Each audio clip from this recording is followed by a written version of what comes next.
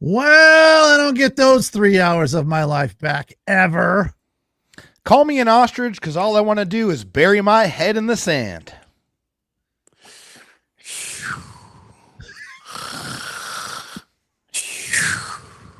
Hold up. It's the Chargers Squad. Everything Los Angeles Chargers every week. Covering all the big hits and game-changing plays from the City of Angels. The way only the Locked On Podcast Network can. Get ready and squad up. It's the Chargers Squad Show, starting now. Yeah, get ready. You ready? You ready to dive into this one?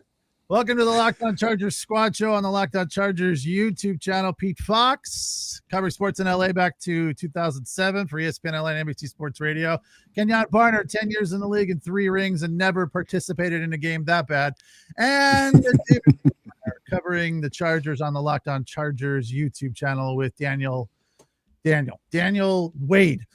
Today's episode brought to you by FanDuel. Right now, new customers can bet $5, and if your bet wins, you'll get $300 in bonus bets to use across the app. And hopefully you put that money on the Jags today. You want to know the highlight of this game for me? When Spiro Ditas talked about Landman on Paramount. I was like, oh, that's right. Landman's back. I'm excited about that. That was the highlight for me. KENJON BARNER says, well, the Chargers didn't get out of bed. Neither is he. So if you're wondering why he's wearing a robe. Listen, I feel like, hey, if the Chargers can stay in bed, go play a game and get paid, why can't we? They didn't show up. Why do we got to get dressed, huh? This is crazy. This was insanity. This was terrible. Oh, my God. The best part of this game was I really can't think of one. That play by at the end of the game, Trey Lance, when he was nearly sacked and broke out. Yeah, Rondé Gadsden. Yeah, that was the best play of the game for the Chargers. And that or the interception by Dante. Yeah, that's true. Yeah, that's not bad either. And the other thing that's frustrating is the Chargers led this game, if you can believe that, 3-0 early, but then did literally absolutely nothing. David, I kind of don't know where to start. Usually we start at the end and kind of work our way back. So we could do that starting like, I don't know, at the end of the first half, because that was really kind of, for me, where it really came off the rails. I mean, it was bad early, but that drive right before the half was brutal. Penning allowed a sack. Herbert gets hammered, leaves the game. It's just that was kind of a microcosm of this whole game. I had high hopes for Penning at left tackle. He got pushed around today quite a bit. So I look at this and I go, were we potentially a little too optimistic after the 3-game winning streak? Well, I mean, I think this is just a team that just sleepwalked through this game. I mean, that sleepwalked right into the bye week. I mean, just like Kenyon, who is still in bed, I'm just mad that I didn't have that same idea, because that's how I felt watching this game. I felt like I wish I was asleep and not in the nightmare that was the actual reality that I was living in, having to watch this game on the big, beautiful 85-inch TV that I just purchased. Not exactly the game that I was looking forward to watching, but they couldn't do anything. And it was from the very beginning, whether it was run the ball, couldn't get any run there, whether it was Justin Herbert trying to find receivers open, which there were none, or him holding onto the ball and getting crushed, or him just getting crushed because the offensive line sucked. And then on the defense, they got roasted, absolutely shredded like minced cheese. Liam Cohen has Jesse Minter's number badly. He did it last year with the Buccaneers. He did it again this year, and they did whatever they wanted, Kenyon, whether they wanted to run the ball for 7 to 8 yards a pop, whether they wanted to throw the ball and thread the needle easily over the middle. They had easy completions all game. No matter what the Jags did, they did it, and they had success. This, you said it. This was a game of do what I want when I want. This was a do what you can and we do what we want type of game. The Chargers could do absolutely nothing. Absolutely nothing. It's baffling to me how you come off of the 3 games prior to this, and this is what you put on film. Literally from start to finish to start, the Chargers did not look like they belonged on the field today. The Jacksonville Jaguars had their way. The defense didn't show up whatsoever. The offense didn't show up whatsoever. Special team, J.K. Scott might be the only highlight outside of some.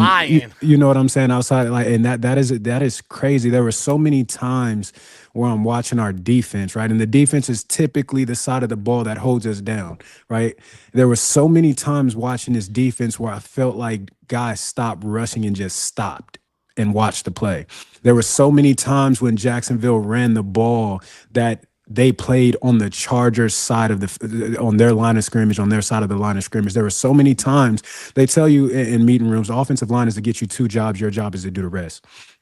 That happened almost every single time that they decided to run the ball. It literally baffled me. Like, you didn't want to take a timeout, cuss your guys out.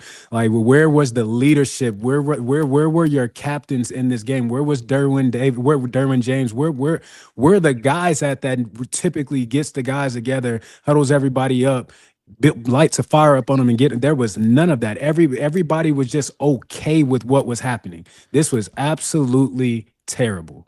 Where was the physicality? That's what I want to know. Nothing was completely absent in this game on both sides of the ball. After you went and you played the Pittsburgh Steelers, who is known for their violence, known for their physical style of play, and you out-physicaled them to then come against this Jacksonville Jaguars team and completely go soft? What are you doing? How do you not feel that is something you have to maintain and continue on? There was no physicality on either side of the ball. And it was a huge, obvious difference between last game and this game. I'm gonna tell you where the physicality was. I'm sorry, Pete. I know you want to get something in, but I'm gonna tell you where the physicality was. It was on the opposite side of the field, on that other sideline with the Jacksonville Jaguars, and Mr. Tutton, who was absolutely running through this defense. That's where the physicality was. The physicality was in the Jacksonville Jaguars running back room. It was on their line, in their offensive line. It was in their defensive line. It was in their secondary. It was in Etienne Jr. That's where the physicality. To your point, I talk about this when I talk about Oregon. You can't go backwards. You can't put good things on film and then go backwards. You have a great performance against the Pittsburgh Steelers last week, as you mentioned, David, where you not only matched, but you outdid them when it came to the physical aspect of the game. And then you show up today, and y'all might as well have had pom-poms in your head. Y'all might as well have cheerleaded and watched the game from the sideline. This was absolutely horrific. This was horrific football. Yeah, this is a good point from Mike Smith. This is a different team every other week. Very disappointing. You would think they would play with some pride. No, just give me a spanking attitude. That's exactly what it was.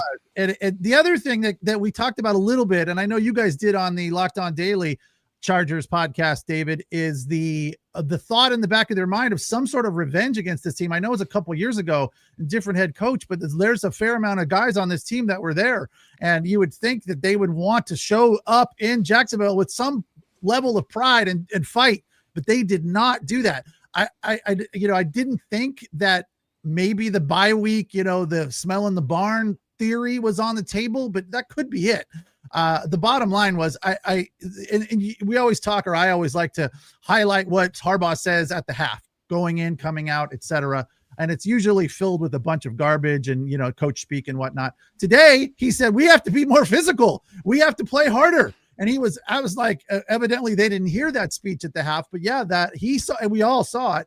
The fact was that, they were, the offensive line was getting pushed around. And to me, that is a problem that they have had. And I think what is frustrating me the most about this embarrassing performance is that it made the Giants loss and the Colts loss feel like not that bad, right? That's how bad this was.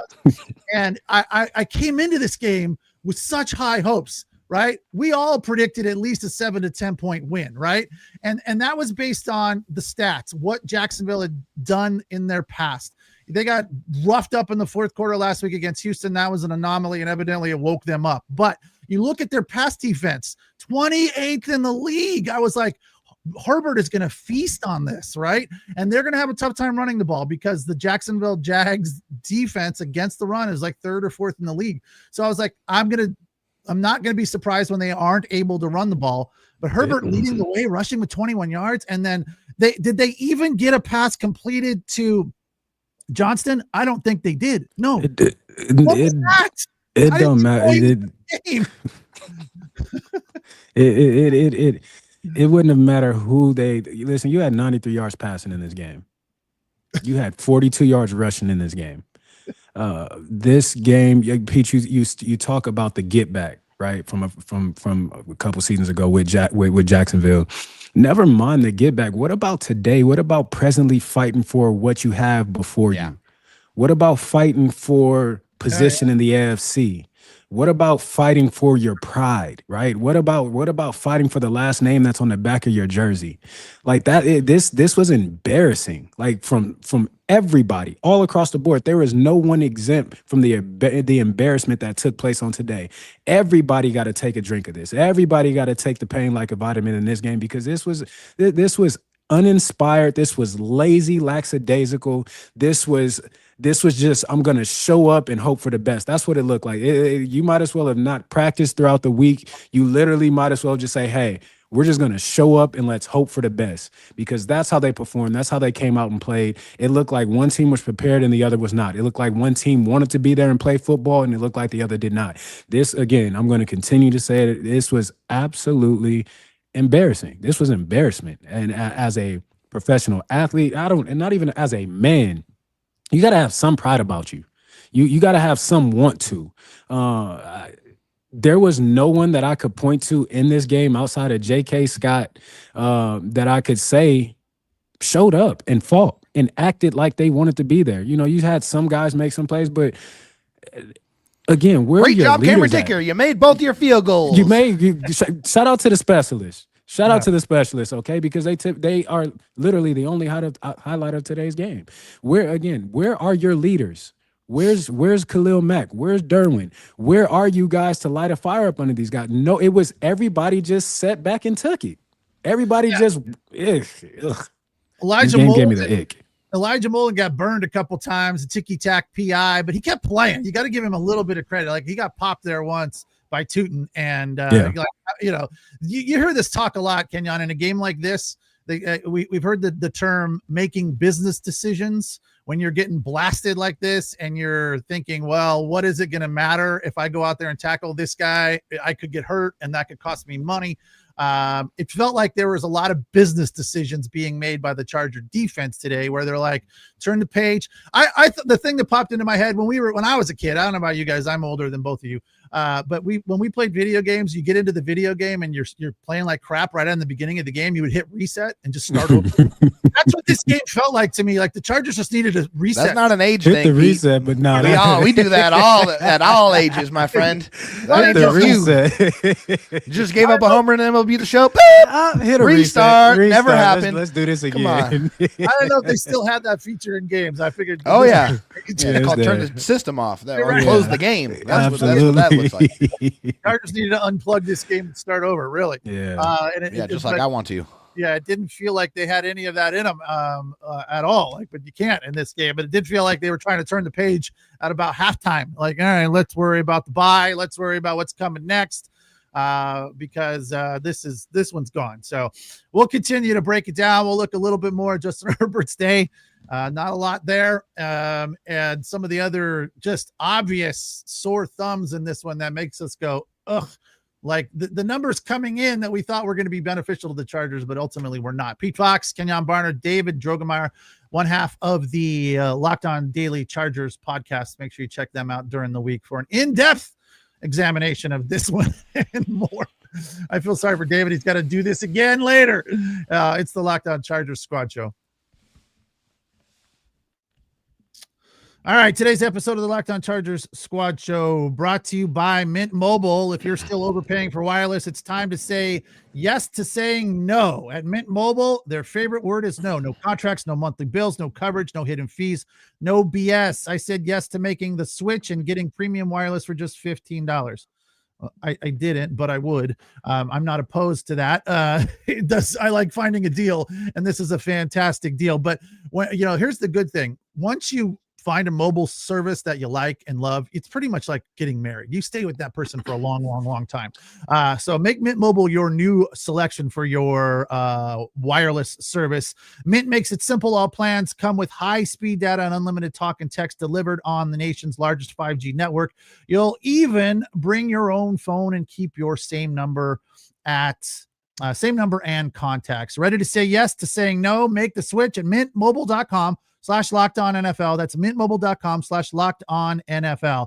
Upfront payment of $45 required, equivalent to $15 a month. Limited time new customer offer for 3 months only. Speeds may slow above 35 gigabyte on unlimited plan. Taxes and fees extra. See Mint Mobile for details.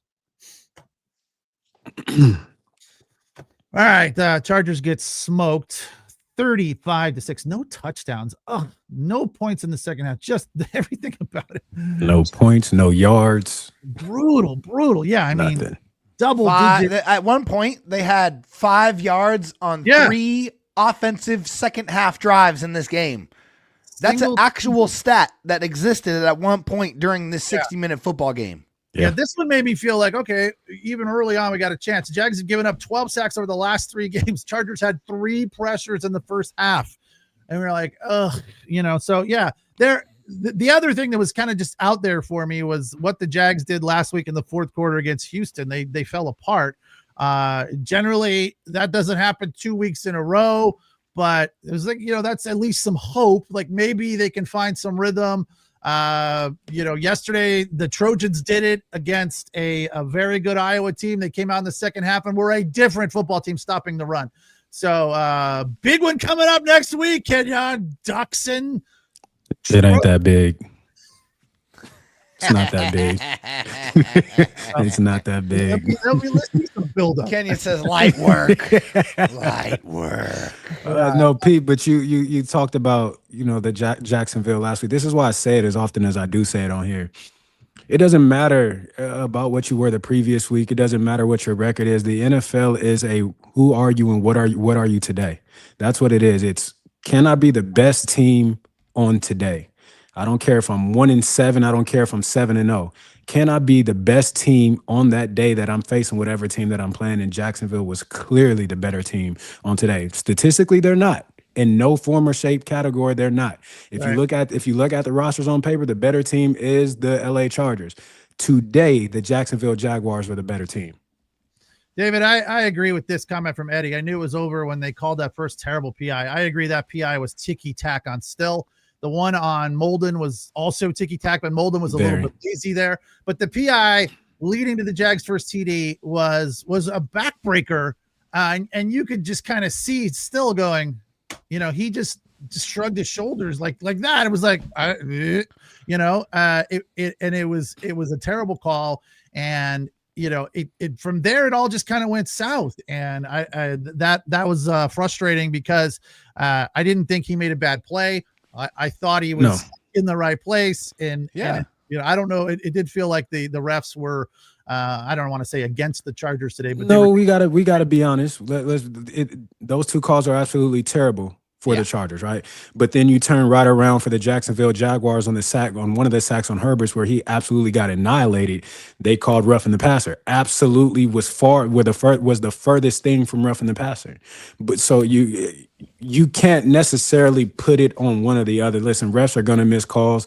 Refs are going to make calls that are questionable. Refs are going to make calls that aren't there. That's just the game of football. What a coach tells you, and what every coach that I've played for, you don't leave the game in the ref's hands. If you don't want a call made, don't put yourself in that position.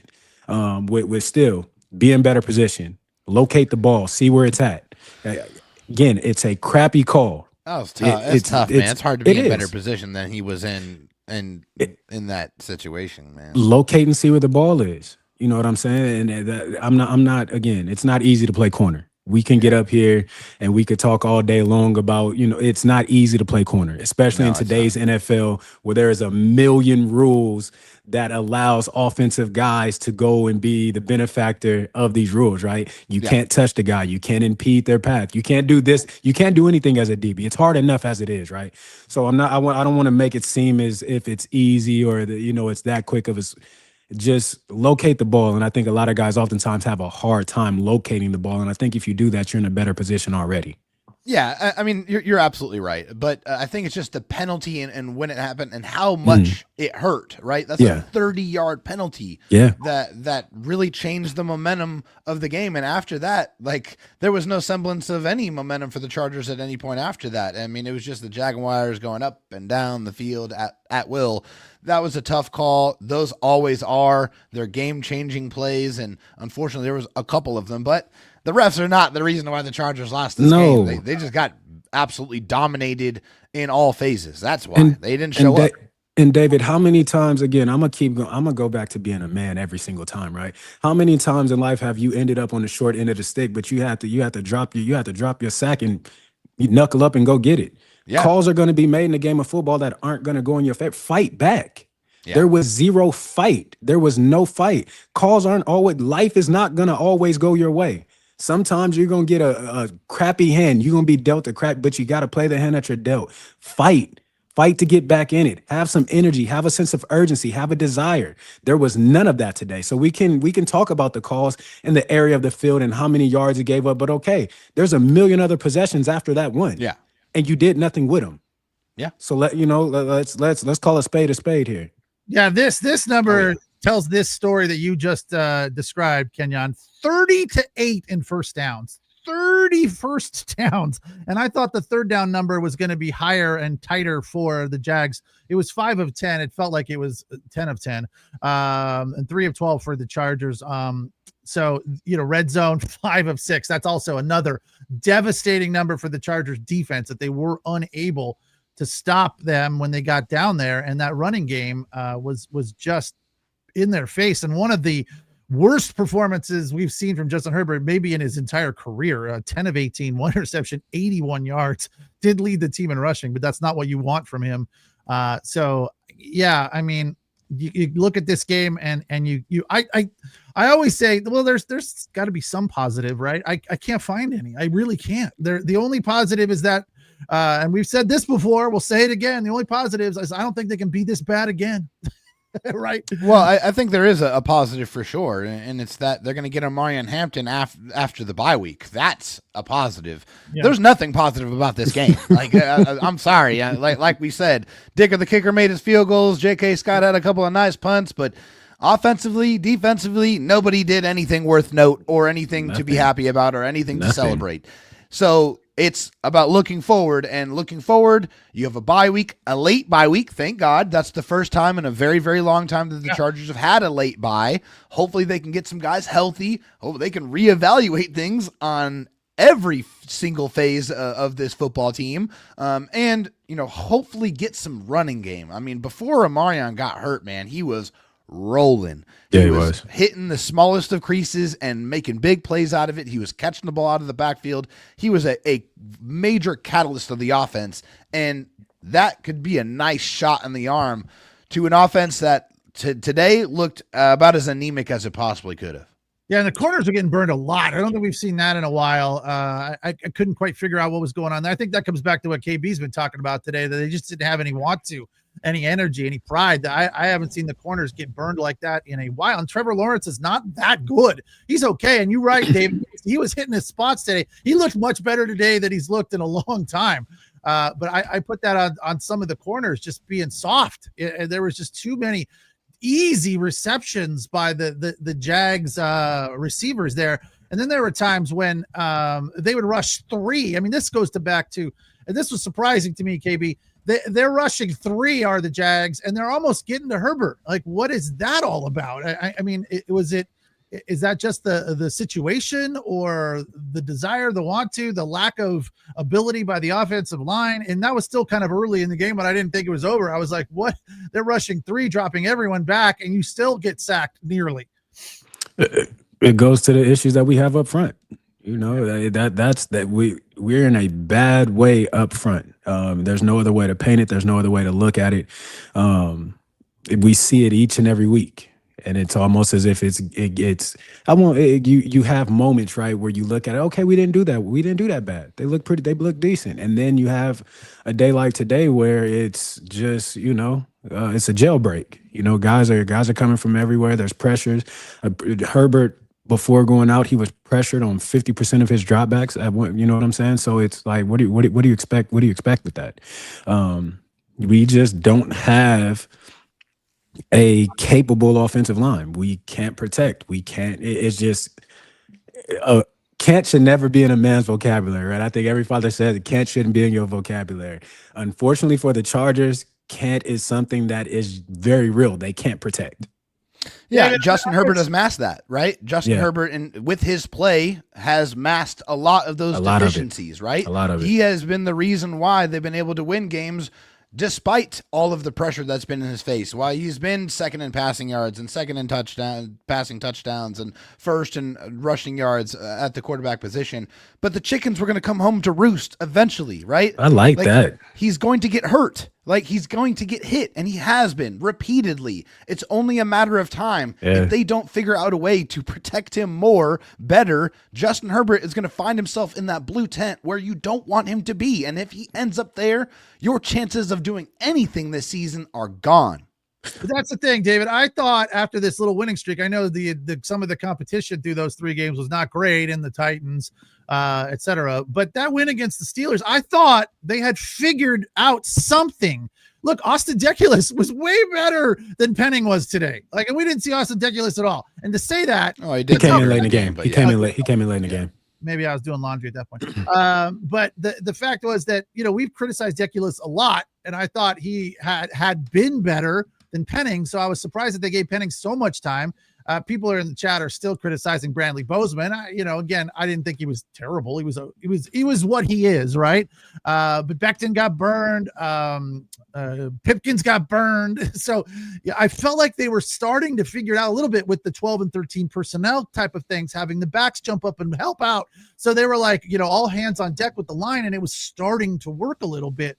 But today it just seemed like that all of that progress went right out the window. And I think that's what's frustrating about this loss for me, is like we were starting to figure it out a little bit. And look, the other thing that you could look at, and I think this is everyone's silver lining today, they could get back there again in a couple of weeks. I mean, look, it's not like the competition gets any easier. Well, they do have the Raiders. Well, but are the Raiders next, or are the Eagles next? No, the Raiders are next. Raiders. Hey, there you go. That's a nice little Band-Aid for the Chargers. But you would hope. You would hope, yeah. You would hope. Yeah, I mean, they show up like they showed up today, then definitely not. Yeah. It's true. But it'll be a home game, so there'll be so many Charger fans there. Right. I'm glad you said that.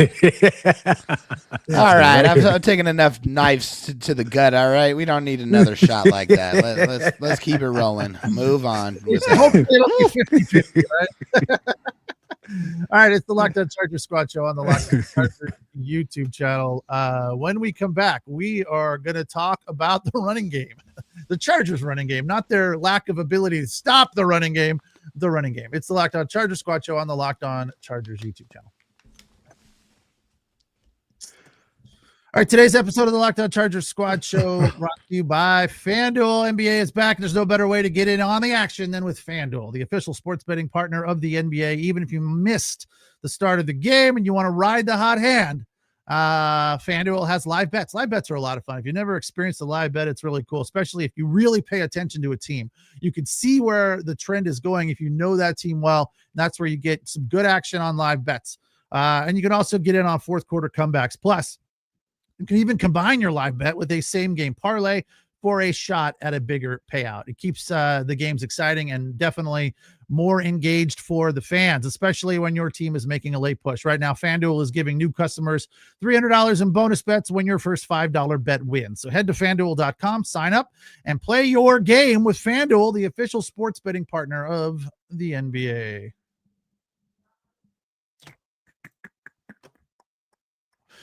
So 30-6 the final today. It's the Locked On Chargers Squad Show, where we want to thank you for making us your first listen and the #1 sports podcasting network.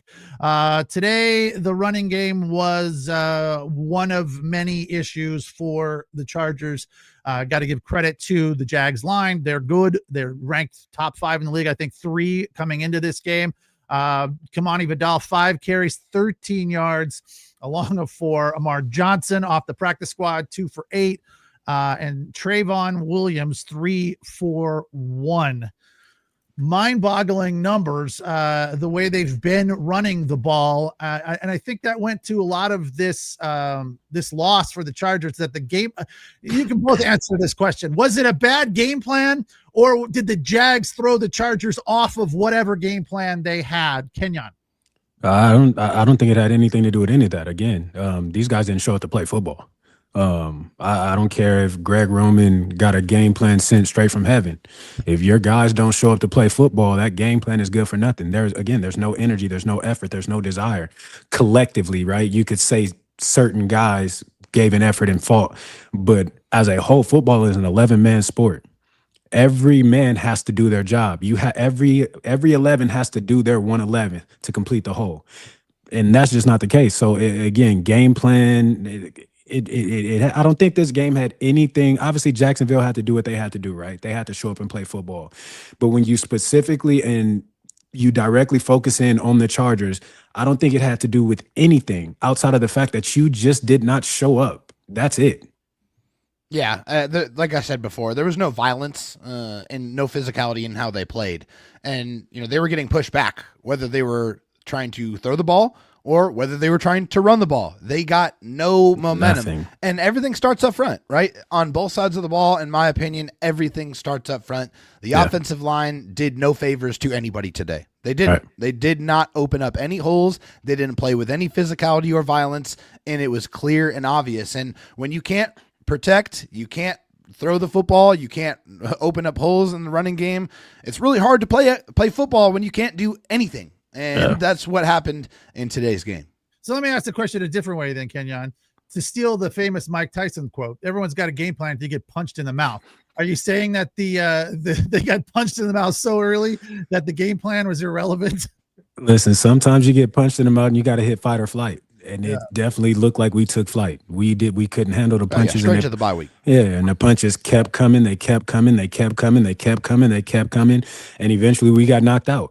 And we didn't fight to get back up. You know what I'm saying? You could tell a lot about a fighter by how he gets knocked down and the way he gets back up, or if he gets back up.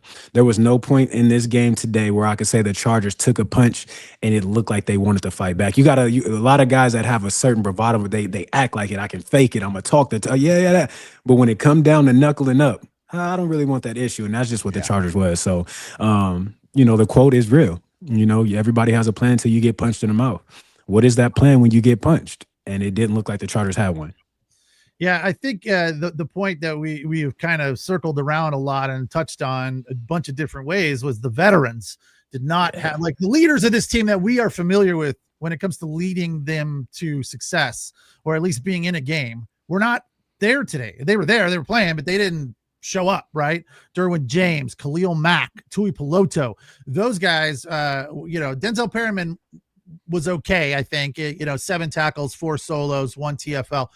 He played okay, but for the most part, the leaders didn't have it. And it's surprising as to the why. I mean, I think we considered, scratch our head and beat it up 12 different ways, and I don't think we're ever going to come to an answer as to why this was so ugly today. But the fact is that it's got to be better. Here's another bright spot, David. They will not lose next week. They will be undefeated in the bye week. I guarantee it. Yes, they will. And that is a beautiful thing, because I need a bye week after that game. Okay. That one was tough. Very, very, no fun to watch. I didn't enjoy it. There was nothing about it that I liked. There was maybe 1 or 2 catches where I was like, okay, that was cool. But nothing else.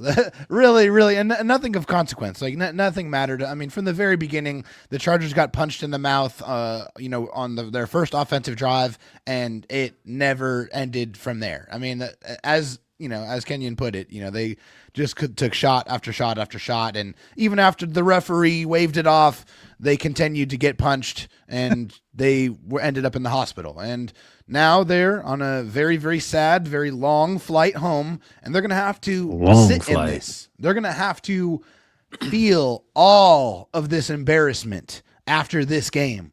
And this is going to suck. Kenyon, I know you've been on some of those flights where there's nothing else that is going on in the world other than what just happened in that game, and how the heck do I even move on from that?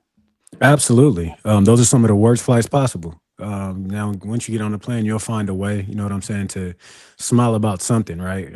Once football is over. And as an athlete, you got to learn how to turn it on and turn it off. But those plane rides are absolutely miserable because, again, you have nothing. You're flying from Florida, so you're on two completely opposite ends of the country.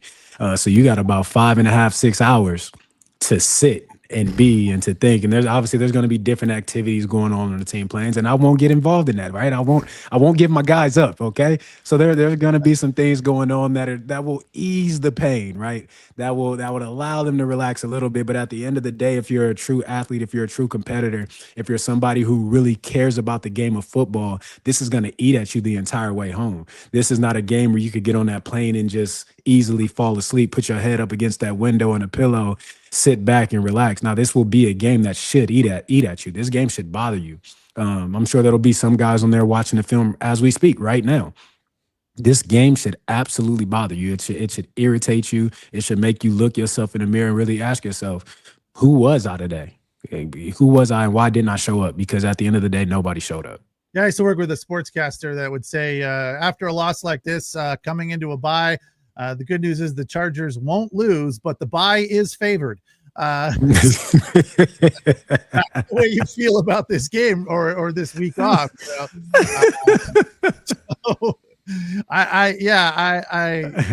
there's just Juno says, agree. I need a mental break from the Chargers. I think everybody needs a mental break, my guy.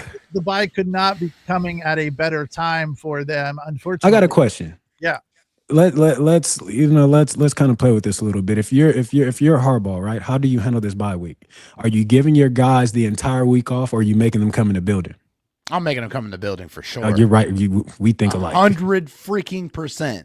There is no way that, like, for me as a leader, if I'm in that situation, after that performance, after what I saw, after what I'm going to have to relive and rewatch 3, 4, 5 times, no way do I want my players out of the building. Like, I want to get that fixed and corrected immediately.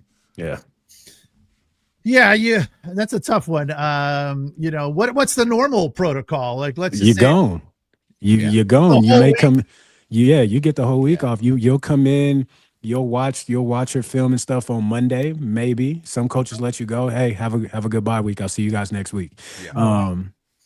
But in this case, I'm right with you, David. I'm not letting y'all leave. I'm gonna keep you as long as I can because you didn't earn your bye week. Right. You may. I don't feel comfortable with you guys leaving, going on vacation. I'm a country music fan. I don't feel comfortable with y'all going to put your toes in your toes in the water, your behind in the sand. I don't need to see, the post on Instagram of the umbrellas in your cups. No. We need to grind for a minute because I don't know what you guys come back as. So we need to work this. We need to run this out of us. Yeah, it could be like that famous scene from what's the name of that? Miracle. The hockey movie about the 1980 Olympic U.S. hockey team, where the coach just after that loss, leading up to the Olympics, he made them do the whatever they're called, gassers back and forth. Yeah, again. That's the kind of thing this Charger team needs. Like if they just lost, like you're saying, Kenyon, if they went out and played their hearts out and lost, that would be one thing. But the way this game looked just is like, that can't happen again is kind of what it boils down to. There's just like, we need to go almost back to the beginning, back to basics, right? Yeah. We're going to go out this week and we're going to work on some basics because evidently you guys, they need to be treated like children. I mean, this is grab them by the face mask type of stuff, I think. I'm going to tell you exactly what this game looked like. This game looked like all 53 of them guys were already wherever their vacation is already planned to. That's what it looked like. It looked like these guys were already in Cancun, Cabo, all these tropical places with warm water and good sunshine and all the scenery that you get. That's what it looked like. It looked like guys did not want to be there. They wanted to be where they already have their vacations booked to. So safe to say, if you are an NFL player and you book a trip, you're paying extra for the travel insurance going into the bye week. I need that insurance. I don't know. Calling the wife, babe. Yeah, you might want to put that bikini back in the drawer. Yeah, see if we can push this back because coach not letting us leave. Yeah, it's gonna be a shorter vacation if we can get one in at all. Yeah. Again, the thing that I come back to with this is something somebody said earlier in the show was that this team is different every week. And I thought they had started to figure some stuff out and started to look. You can look at other teams that are in far worse positions, right? Watching that game in Madrid today, Miami and Washington, far worse off than the Chargers are. But coming off of this game, we feel like there's a lot of work for this team to do, and it's there are some cracks in the dam. And they've been there for a while. And I feel like Harbaugh and Roman and the players have been sticking their fingers in those cracks. And you only got 5 fingers on each hand, right? And it's like at some point they're starting to, there's going to be some incursions, and that's where we are. So the big question becomes, where do we go from here? What do they need to do to kind of wash this away, get back on track, get back to a place where they were not too long ago? Or is it, and sometimes I become a little too negative Nancy and a naysayer, and it's like, there's just no chance. But as Kenyon likes to say, every week is a different week. And, they can come out next week or the week after the bye and they could punch the Raiders in the mouth and we're being like, yeah, we're back. Everything's good. And then that's all you can do, right? At this point is just like turn the page and worry about the next game. Yeah, I mean, there's really nothing else that you can do. I mean, you only can control what's in front of you, right? What happened. Like, yeah, you're gonna have to absorb it, and you're gonna have to learn those lessons. But they're lessons that have been there throughout this season. They have they have been there in the shadows in certain games. They haven't been as prevalent, but in this game, it was all over, right? It was obvious. So the Chargers, I think, the only way they get out of this and they go back to focusing on playing quality football is playing with that physicality. That's something that you can control every single time out. That's something that has to be there. That effort and physicality in your play has to show up. And I think that's super, super important, no matter who you're playing, especially against these, better teams. And the Jaguars in this game, not a better team, but they showed up way better prepared and they executed way better than the Chargers did. The Chargers have to make sure that they bring back that physicality that was absent in this game. Go ahead. Go ahead. Here's my question for you. You looking at Jim Harbaugh, he's obviously an experienced coach. Do you, and the thought of keeping them around for the week makes a ton of sense. But the question I have is Harbaugh the kind of guy that comes into a situation like this and a team like this at this position of this point of the season and kind of has a game plan for refocusing these guys, playing with their mind, or just flat out, brutalizing them, I guess you could say, like whipping them back into shape to just by running them to death and overworking them? Or is it a type of thing where, because again, you could turn the page or you could have this as a motivating factor? So is Harbaugh the type of guy, in your opinion, that will take this and use it? Or is it just going to be like, I'm going to beat you into submission, basically?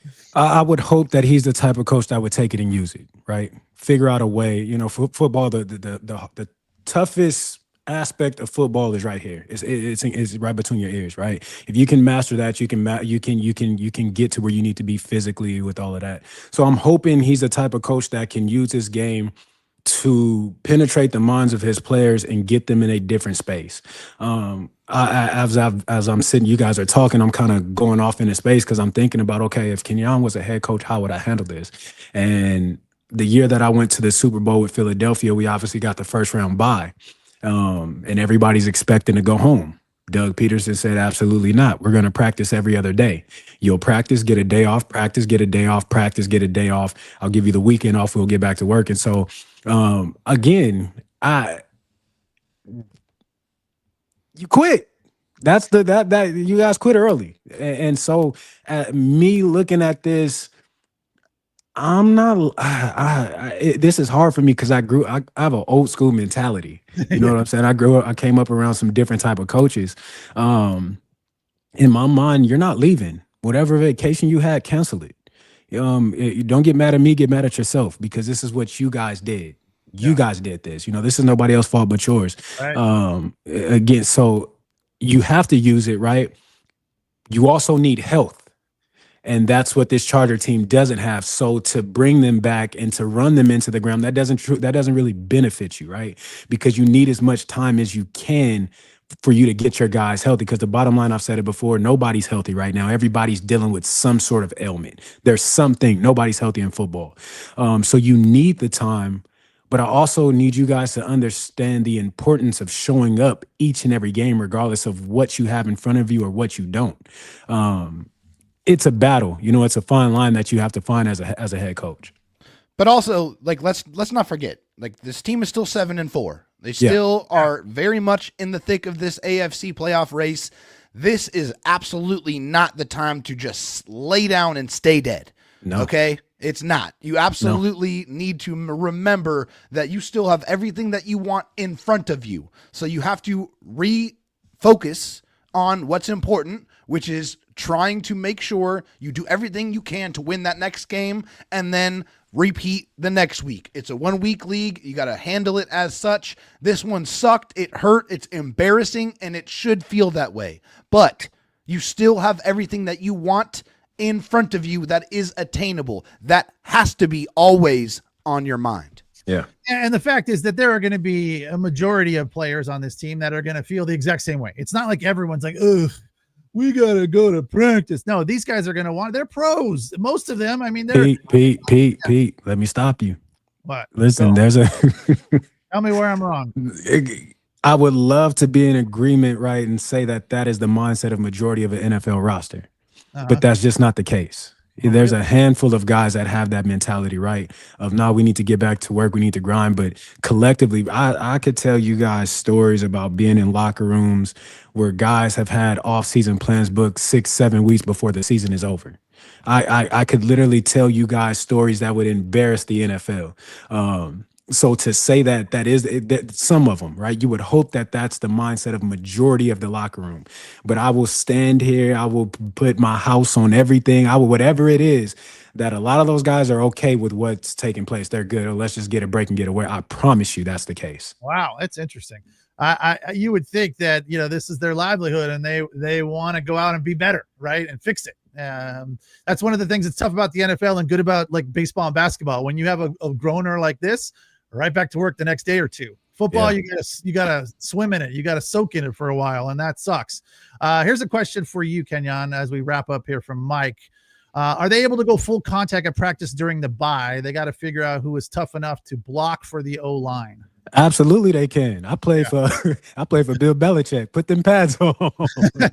Absolutely. You listen. There's rules and guidelines to everything. But if Jim wanted them guys to come in and put them pads on and hear some clicking and clacking, he could absolutely make that happen. This is how tough it was to get through this squad show. David's in the chat. Yo, David, what coaching changes do you think we need? He's answering them in the chat, by the way. I didn't answer this question in the chat, but for me, I mean, I think you always want to look at the offensive line coach, right? I think there's coaches out there that get the most out of what they have, and I feel like that really hasn't happened. And also, for me personally, like Andre James has not ever been given a fair opportunity to try to see if he is a better pass protector than Bradley Bozeman. And I feel like that's something that really it's just never materialized. And hey, what do I know? I'm not at practice. I don't see what they do and where they're at. But at some point in time, you got to like really see what these guys are capable of and really try to make sure that you have the absolute best 5 offensive linemen in front of Justin Herbert to keep him healthy so you can continue to try to go after what you want. David, I this was maybe last week. Made a video in regards to the Carolina Panthers and their running back room, and as I was driving, a question was prompted. When in sports, we're talking about football, so I'll specifically speak to football. When in football do politics and money no longer play a part in who plays?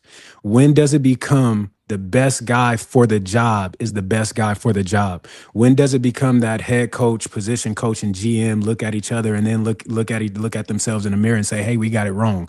I know we paid this guy the money, but this guy is better. This is our best chance at when in sports does that become a thing?" Because for as long as, and it will be that way forever. Like, I mean, we're just having conversation here. Sure. Politics and money have always determined what a depth chart looks like. I played with the Philadelphia Eagles. Again, I'll keep going back. I can only give you what I've been through and what I've witnessed. This was maybe 2016, I believe it was 2015, 2016. We had DeMarco Murray, myself, Darren Sproles, Ryan Matthews. We had just signed DeMarco from Dallas. We were in OTAs, right? Just running routes. And me and my boy, I won't put them out there. I'll put myself out there. But we're standing next to each other and we're watching DeMarco run routes. And we say, "Oh no, he don't got it. He don't got it." But they had just paid DeMarco $40 million, right? So I need my return on my investment. Now we get into the season. DeMarco is not the back for that Chip Kelly offense. It's a spread offense. You got to be fast. DeMarco Murray is a downhill power runner. You had Ryan Matthews, who was the better option. But because $40 million was on the books, DeMarco was the guy that played. And it cost us the season. I'm not saying we would have went on and won the Super Bowl. We'd had a better chance at winning if you had the right guys in place. So to your point, if Bozeman is not the guy and you have somebody that's behind him that's capable, when do you take politics? When do you take preference? When do you take money out and allow people to rise to the occasion and show you who they are? I think, like, quite simply, it's to protect your freaking quarterback. Like, you have to absolutely put the best guys out there, regardless of who's getting paid. Like, the guy that's getting paid the most money is your quarterback. And if you don't do everything in your power that you possibly can, regardless of who's getting paid what, then you're doing a disservice to the face of your franchise, period, point blank. One of the things that's interesting to me is Nick Hardwick. You guys know that name, right? Former center for the Chargers, is an assistant O-line coach for the Chargers. I used to work with Nick down in San Diego. He's a great guy. Yeah, he is. Fantastic football player. And by all accounts, a good coach. And maybe there's something between him and Mike Devlin that is that's not working out. And maybe Nick would be a better O-line coach, but who knows? It's hard to say. I'm a little surprised that the offensive line with Nick on the staff is as compromised as they are, because Nick is a hell of a player, or was, and to my account is a hell of a human being. So he's got to be a good coach. So that's one of the things that surprises me about this offensive line and the way they've played, is that it's just. But also, Pete, if you don't have the talent, you don't have the talent. Exactly. And right now, that's just honestly, like, that's a big factor of what it is. You lost your star left tackle. You lost your star right tackle. Like, life's really freaking hard when you're in that situation. And then the guys that you brought in aren't what you thought they were. Yeah. Right. We were all high at the beginning of the season. We're all high on Becton, right? We're all expecting he's coming over from the Super Bowl champs. We're expecting something from him. But at the end of the day, a guy can only be who that guy is. Yeah. And to your point, David, you could be the best coach in the world. Bill Belichick is arguably known as the greatest football coach of all time, right? Yeah. Once players were gone from that New England locker room, you got what you got. You got seasons that were lackluster. You got seasons that were undesirable. You couldn't get to the playoffs. You couldn't win the division. So sometimes your roster is just what it is. And no matter how great you are of a coach, that's just the product that you have to go out there with. It's not a reflection on you. It's just a reflection of the lack of talent that we were able to bring in throughout the offseason. Mike says, not the O-line coach, it's the talent. And that's what David's saying. Yeah. And this is a funny comment, and we'll wrap it up on this, because a comma in this sentence would have changed the meaning 100%. You can't teach stupid, Pete. He put the comma in the right place, but I thought he put it after teach. You can't teach stupid, Pete. Wait, I need to know what are we referring to? I got him. Yeah. No, I won't go stupid, right? I won't say stupid, because you got to be smart to play on the offensive line. But I can only max out at the level of talent that I can max out at, right? I can't be better than what I am. I can't be better than what's in me. I could work my behind off, but everybody has a cap, you know, in ability. And right now we're just down to the portion of whatever it was, the free agency pool, the practice squad pool. We're down to guys that just don't have the talent necessary to take this offense to the next level. And that's just the bottom line. And again, it's not a reflection on the coach. It's just it's if anything, right? Let's call a spade, a square, a square, and a circle. It's a reflection on the GM. You didn't do your job. Yeah, that's that's about and we've talked about this ad nauseum, Yeah. just pounding the table. Please bring in more competition. Please, Yeah. it's not enough. Yeah. You had the massive amount of resources, and hey, maybe like the deals out there, they were not the best for the players for the production that you're getting, but you could have taken more swings at bat, and they really focused on adding more weapons instead of adding more protection. But if Justin Herbert doesn't have the protection, then the weapons don't really matter. They don't matter. Yeah. Yeah. Well, they've been making lemons, and let's hope they lemonade out of lemons, and let's hope they can keep doing that. So, an ugly one today, 35-6. Enjoy the bye week, guys. I will, Kenyon and I will talk on Tuesday, and then, you mean to tell me we don't get a bye week? maybe we could. No, Neither do I. We'll talk about that later. Great point, Kenyon. All right, it's the Lockdown Chargers Squad Show for Kenyon Barnner, David Jordan, I am P. Fox. Enjoy the rest of your Sunday. Have a good night. Take care.